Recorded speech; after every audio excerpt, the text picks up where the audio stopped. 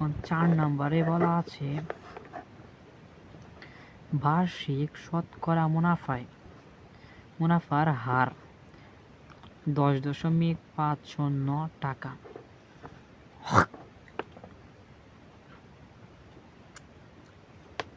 মানে এক বছরের মুনাফার হার, এক বছরের জন্য মুনাফার হার হবে 10.50 টাকা হলে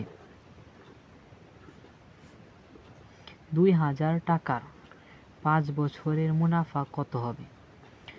2000 টাকার 5 বছরের মুনাফা কত হবে? এটা হচ্ছে মুনাফার হার, এটা হচ্ছে মোট আসল, এটা হচ্ছে সময়। তাহলে তোমাদেরকে যে তথ্যগুলো সব সময় মনে রাখতে হবে যে মুনাফা অঙ্কের ক্ষেত্রে তোমাদেরকে সবসময় এই তথ্যগুলো মনে রাখতে হবে। তাহলে দিয়ে দিলাম 4 নম্বর। 4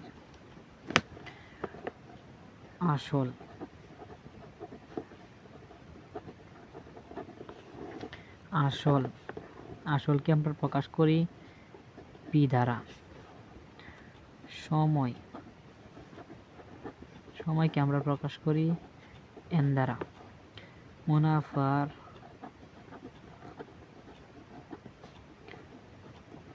হার, আর সমান মুনাফার হারকে প্রকাশ করি আর দ্বারা।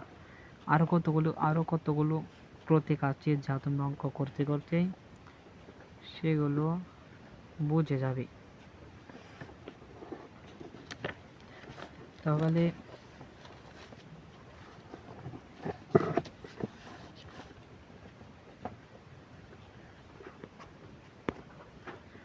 এখানে বলা আছে আসল, এই যে আসল মুনাফার হার, এটা হচ্ছে মুনাফার হার, বার্ষিক শতকরা মুনাফার হার 10.50 টাকা।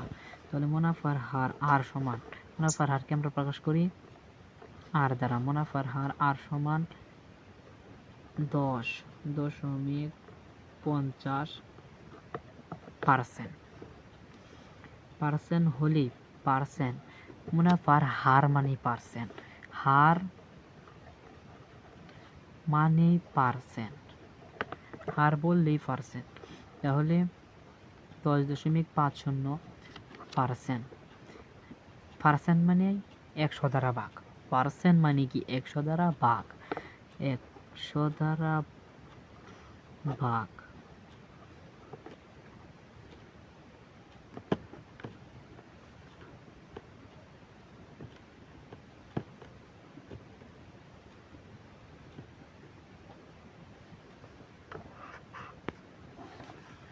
সমান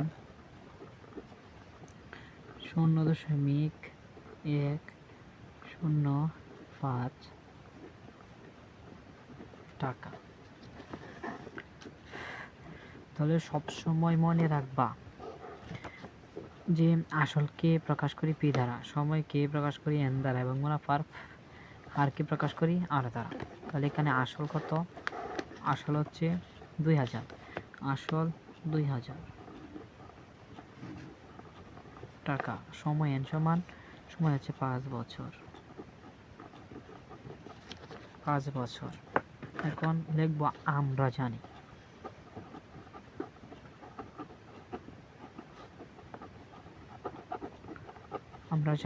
আমরা কি জানি? সরল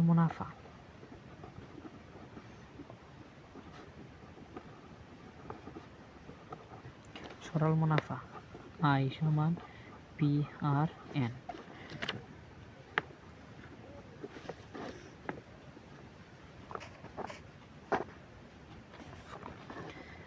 পি এর মান কত? পি এর মান 2000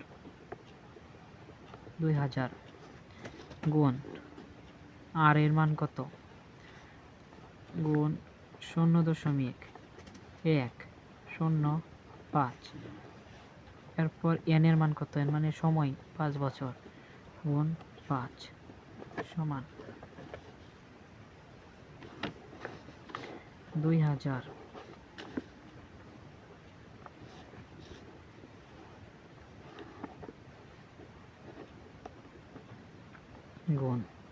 0.105 গুণ 5, 1050 টাকা। 1050 টাকা। সুতরাং উত্তর